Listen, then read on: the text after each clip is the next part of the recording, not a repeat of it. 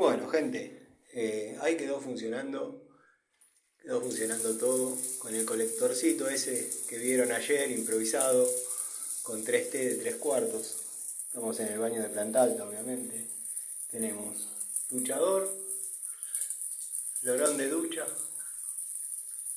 linda presión para hacer el colectorcito improvisado que es.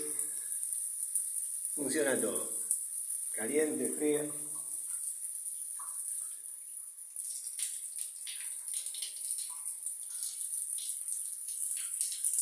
Bueno, el duchador, como dije anda también. Tiene dos efectos. Esto obviamente con la presurizadora que hace un agujero en el lomo.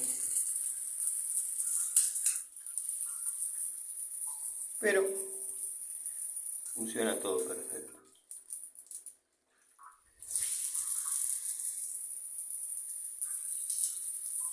Como siempre, el Tano nunca deja tirado a los clientes. Mañana tienen una reunión.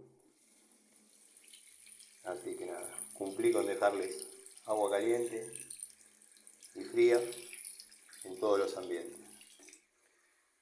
Una presión digna.